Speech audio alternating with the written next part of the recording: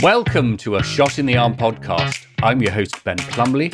We are brought to you in partnership with the Bay Area Global Health Alliance, a network of academic institutions, biotech and tech, other companies, NGOs and community organizations, all based in the San Francisco Bay Area and all committed to improving the health of people around the world. You can find out more about the Alliance at www.bayareaglobalhealth.org. Well, in this episode, we're looking at how technology can bring us closer to the results of our medical tests so that we can make better decisions about our health. It's not a theoretical problem. So many people right across the world are waiting days, if not weeks, for the results of COVID tests, if they get them at all. A situation combined with the slow rollout of COVID vaccines that threatens the very real progress we're beginning to see in the fight against COVID-19. Well, our guest today is Ramin Bastani. He is the CEO of Healthvana, a Los Angeles-based technology company that specializes in using tech to get results to patients rapidly and efficiently. Ramin, welcome to a Shot in the Arm podcast. Thank you for having me. It's a real pleasure. So tell us a bit about Healthvana. What does the company do? Healthvana is a patient platform that helps healthcare providers manage and communicate with their populations. And so for COVID-19 specifically, we started our work when the pandemic began in about April in the United States. And since then, we've delivered about 10 million test results and vaccination records to patients across the United States by working with large municipality partners like Los Angeles, Miami-Dade, school districts like New York, states, large employers, laboratories. And at its core, we're helping empower patients with information at their fingertips that's actionable, whether that's test results, vaccination records, and beyond. So you started Healthvana with facilitating the communication of rapid lab results between people taking PrEP, pre-exposure prophylaxis for HIV, and their healthcare workers. And I wonder, what was the challenge you were seeking to overcome there? I think the overall challenge, and maybe some historical background's helpful here. I took care of my father for a number of years before he passed away from lung cancer. And the thing that drove me nuts, and it still drives me nuts today, is in healthcare in the United States, you just don't get access to information in a way you understand. That certainly starts with test results, but it can be for certain parts or all parts of healthcare.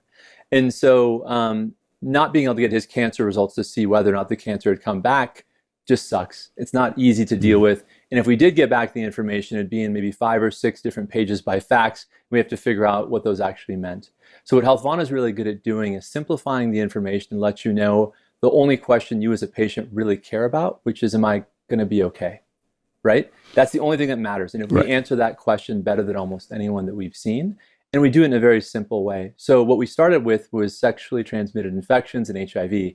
So at STD and HIV clinics, if you go in there, people are just stressed waiting for their results, and they have to come back in for their results. That makes no sense to do that with an infection like chlamydia, gonorrhea, or syphilis. So we're able to notify patients in a way that says, you've tested positive for chlamydia. Don't worry, this is curable. Here's what to do next. And we have evidence showing that that actually helps improve patient outcomes. And then how does it fit into HIV prevention, which is, not so much a question of a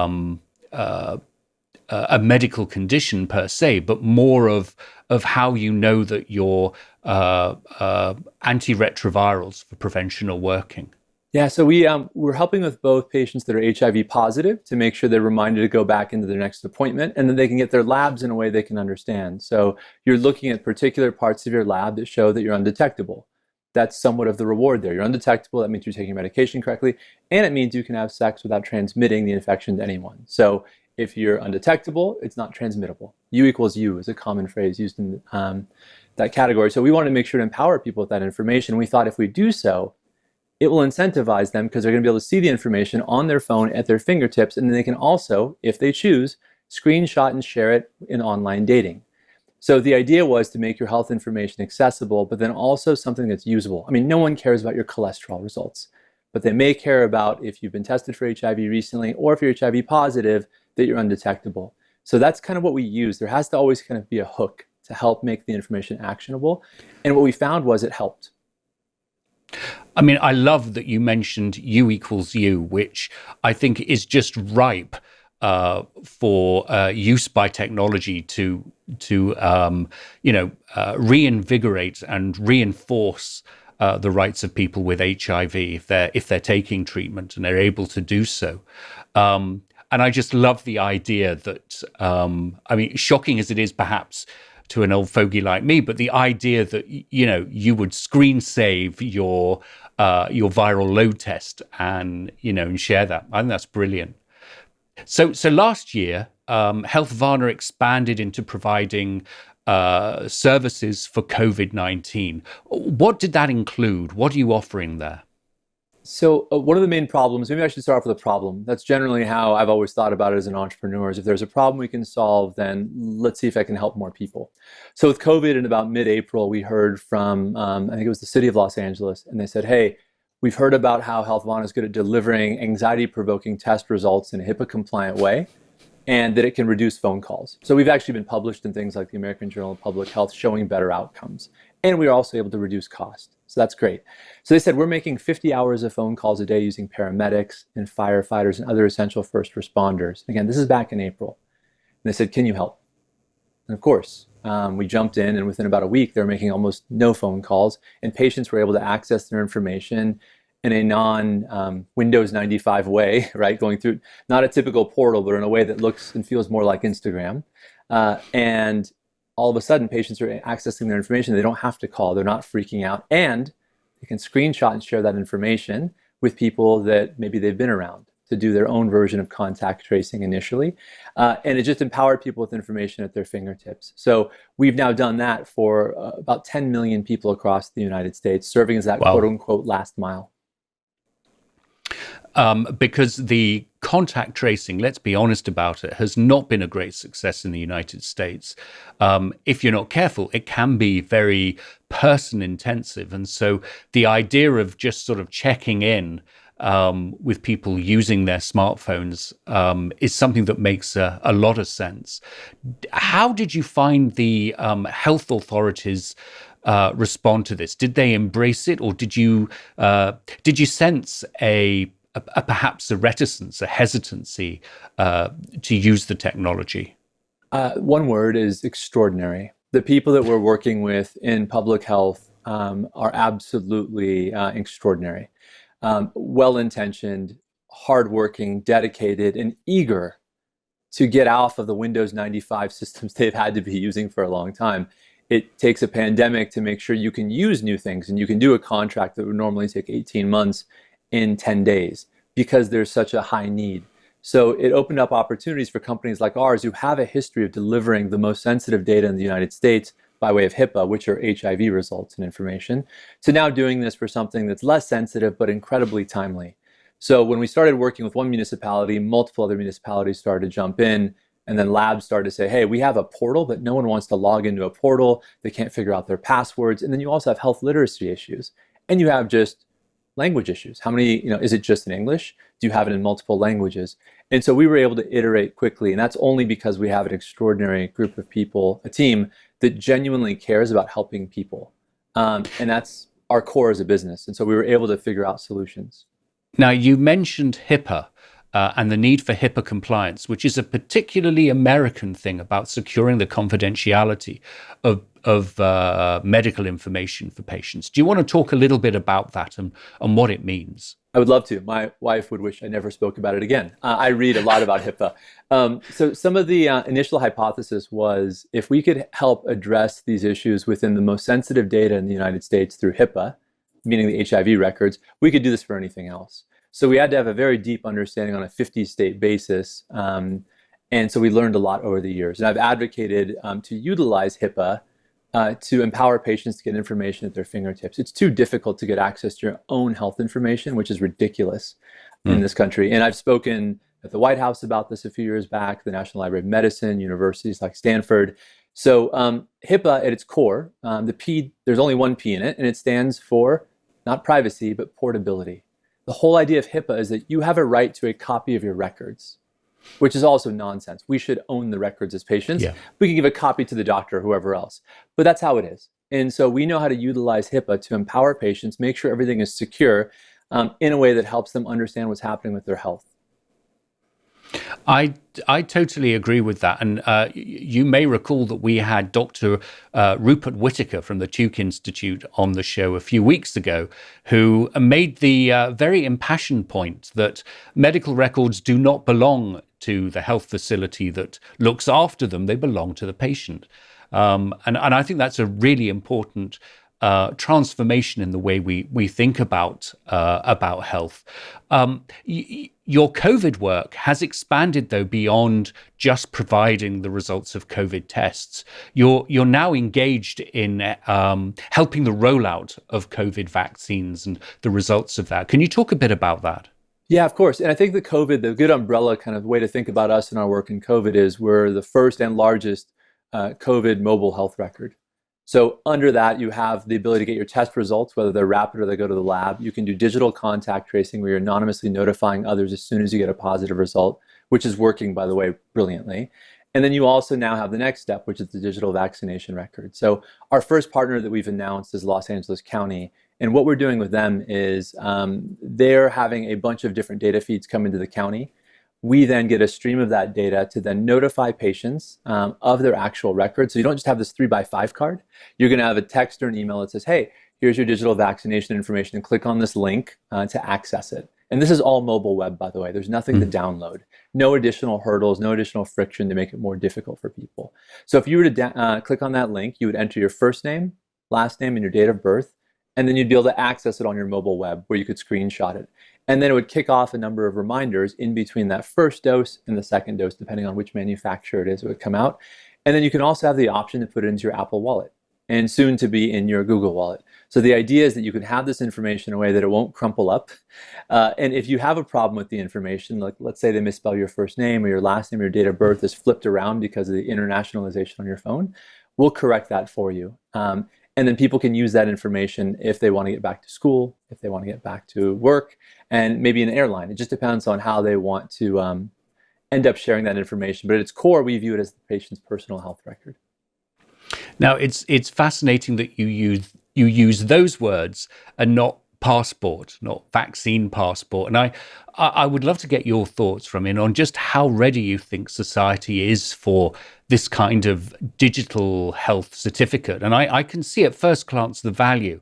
I was trying to find my yellow fever vaccine certificate to sort of flag up a little yellow booklet that I've had for, 10 years or so. And it makes great sense for international travel. But if you think about needing proof of vaccination to go to restaurants, bars, or concerts, it feels to me there's a bit of an anxiety because the problem is it's not about having a record of the vaccination, but more that the vaccination strategy itself is not rolling out as rapidly and comprehensively as it should. And as you said earlier on, a lot of these health interventions miss people disproportionately affected, minorities, people of color. And another issue, of course, is that the vaccine that you have may not provide protection against new variants, and we still need to protect through masks and socially distancing. And then the final thought that I had, which I think is so true for the United States, is that in a way this isn't a problem of certificates, more about a question of trust in your healthcare system, which, let's face it, in the last few years has been a real challenge in the United States. So my question for you is, how do you see the use of digital vaccination records to help society return to some sense of normality post the pandemic? There's a lot to unpack. Perfect is the enemy of the good. This will be iterative. We will have more vaccinations available in short order in the country, and there will be different stepping stones till we get there. So whatever, you can start to iterate and pilot different things. We're a software company. So, right, you're constantly iterating on the software to make it better based on user experience and what you learn and who the stakeholders are. And maybe regulations change on a federal level, maybe they change on a state level. But at its core, I think there's going to be three different ways that generally will help us get back to that quote unquote normal. And it's going to depend a lot of it on who the verifier is, meaning who the person is that's either at the airline waiting to show whatever, or like verify whatever you have, maybe your school district, maybe your employer. It's going to have a different meaning for each one of those. But the three different things that we think will be included are, number one, you may just have to show a negative test result. They may accept an antigen result. They may accept a rapid PCR test. You may have to show a PCR test within a couple of days. So that's number one. And we, by the way, on a weekly basis, since the pandemic began, or I should say in the last couple of months, hundreds of thousands of people already use Healthvana for exactly what you're describing. We have a PDF they can print out, or they have a screenshot on their phone. So we have a tremendous amount of experience in doing this. And I would say tens of millions of times Healthvana has already been shared to do what you're talking about with regards to a negative test result. And again, it's not a perfect solution, right? There's window periods, just like there is in sexual health. But no, I was just going to say, but the point is we're learning as we go, and in a sense, there are elements of this that are not new. We have had health records. I mean, I know when I became a US citizen, I had to show that I didn't have active TB, and so that bit of it perhaps is not different. It's just the question of the equity and access that becomes so accentuated here. Yeah, hopefully it won't remain that way. If there's enough vaccination where people want to get it, and then there's going to be a portion of the population that doesn't want to get it, or it's just they have a health issue and they're not going to get it. So I think you're going to see three different pieces. It's going to be one, either showing a negative test result.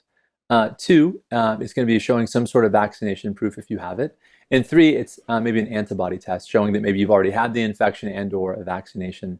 I think those are the three pieces that'll be important to be able to showcase as a part of your personal health record. And you were spot on. We don't love the term immunity nor immunity passport. We don't even love the term passport necessarily. But I think we get lost in the nuance sometimes as a company. We just view this as your personal health information. And by solving that first order problem of getting the right information to the patient, that's going to help a lot. There's a lot of other really well-intentioned companies that are focusing on this problem, both globally, domestically, with airlines, or with hotels. There's just a lot of different people working on it. Every one of those looks a little bit different, but most of them are focused on this broader framework of like, okay, this is the pieces that have to be in place, and they're hoping to suck in a bunch of information from a bunch of different immunization registries. We view that as somewhat problematic because we know some of the data is going to be wrong. I mean, when I write out something, it's awful. I have chicken scratch. And to think that someone's going to capture that correctly, or if my 3x5 card has not all of the information on it, right? There's going to be a lot of data issues, we think, that have to match up with likely your government ID. But again, it'll depend on if you're a financier, you may not have to go back into your office. And if you do, they'll probably maybe trust you if it's a smaller group of 20, versus if you were at a poultry plant where you're doing food processing, there may be a more rigid version of that. So it'll be all over the place, and it'll be interesting to watch what happens, but we hope to be a part of the solution. Bringing you back to the patient experience, how do you communicate bad news?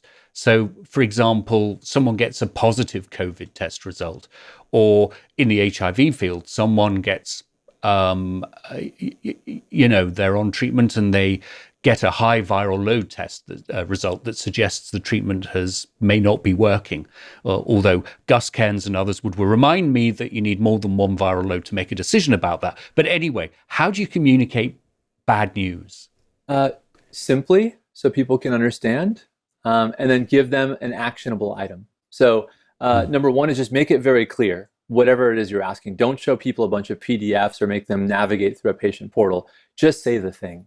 So with Healthvana, as soon as you log in, it'll say something like, you've tested positive for this, or maybe your PrEP levels are not to the level that can protect you, because you can also do biomarkers to see if someone's taking PrEP consistently through urine-based samples every 3 months. So you do that in a way, and then you say, if you have any questions, click on this button, and then a message will go to your provider. So there's different ways of doing it depending on how the system is set up with the healthcare providers we work with.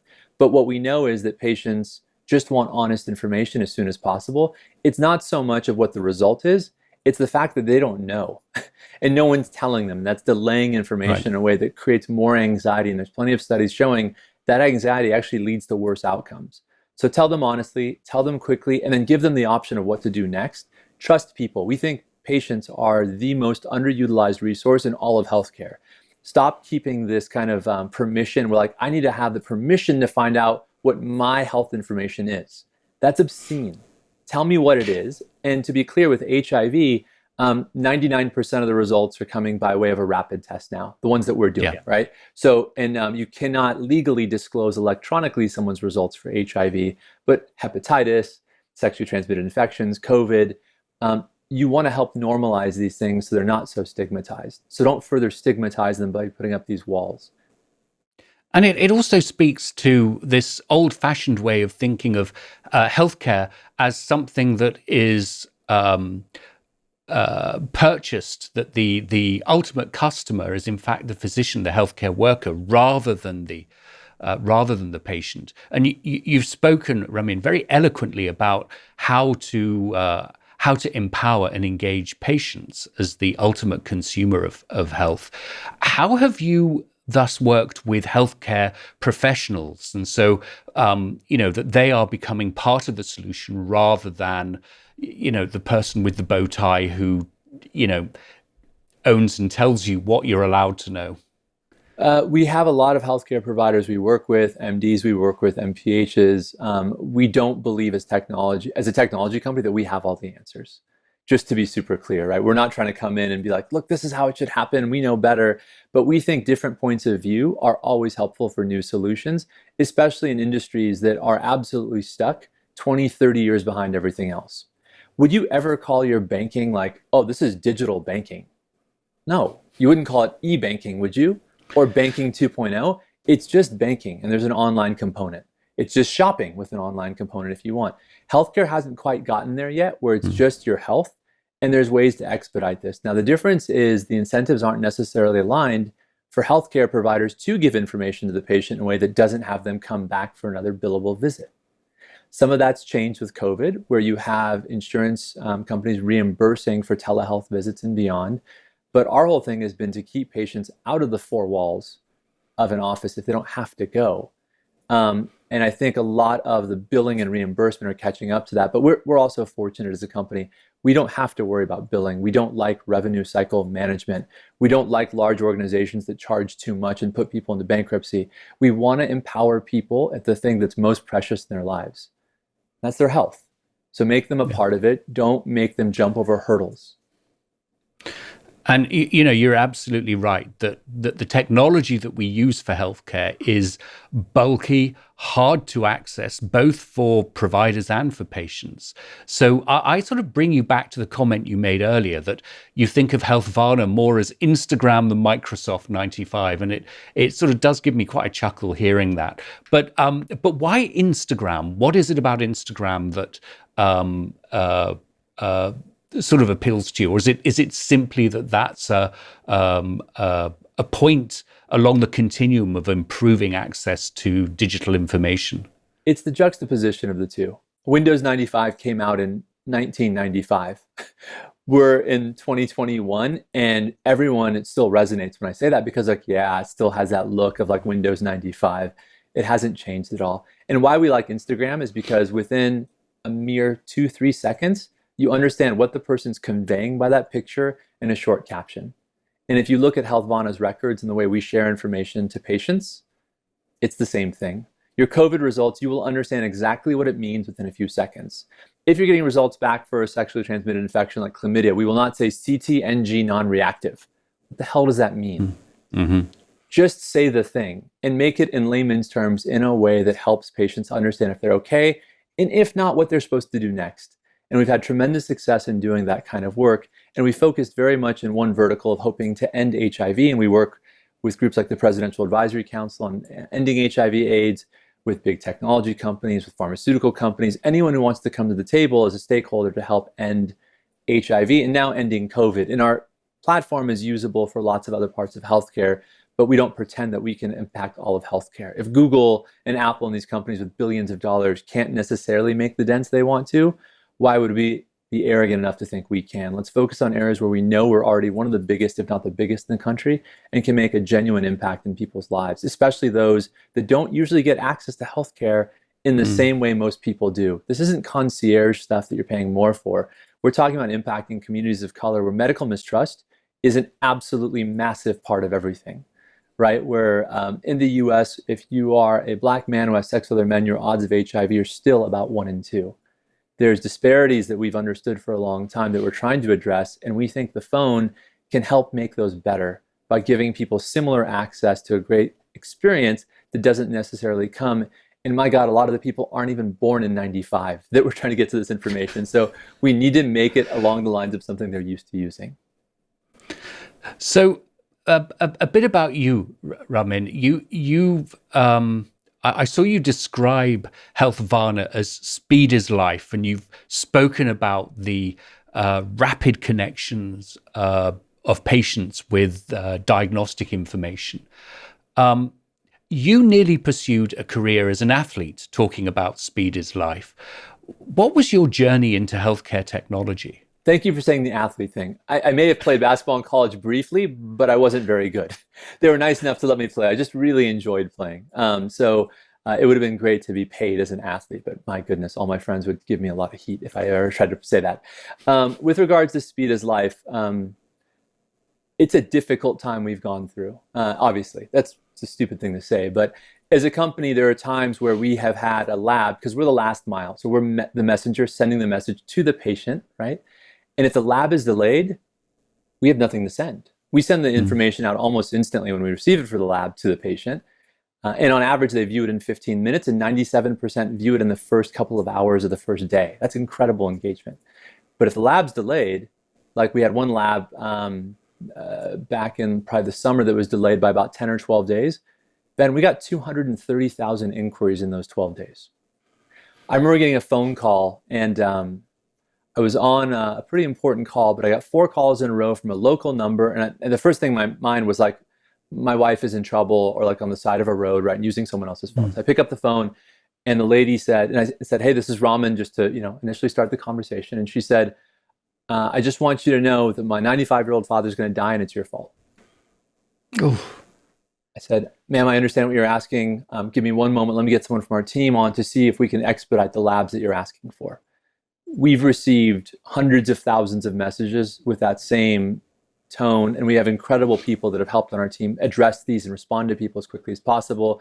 You also have families and issues of people that live in multi-generational households that don't want to infect everyone else. And I remember this one woman who wrote in broken English and said, hey, please God help with the subject line. And then it said, I live with my parents and my kids. I'm the only one who can work. And my boss said, if I don't come with a negative result tomorrow, I will be fired and we're going to get kicked out of our apartment. And so speed is life came from that notion of every single minute matters of what we do. And however, as a company, we can help expedite that to make sure there's no barriers to a patient getting access to their information. We'll do whatever that is. And so we very much felt that as kind of our rallying cry to help people as fast as we can. It's in line with what we've always done, which is empower patients, but there's a whole different speed to it now.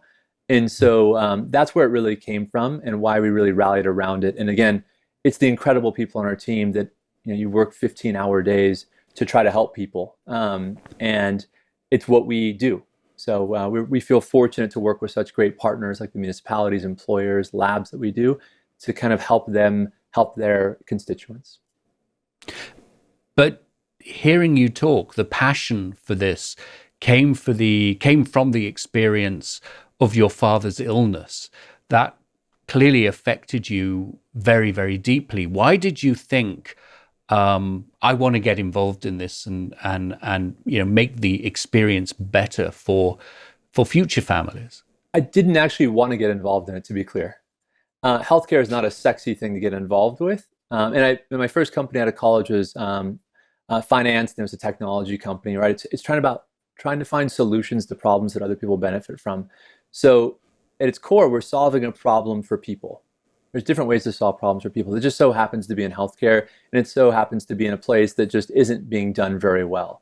A lot of companies are doing it well, and I don't mean to just say that everyone's doing a crappy job. That's not true.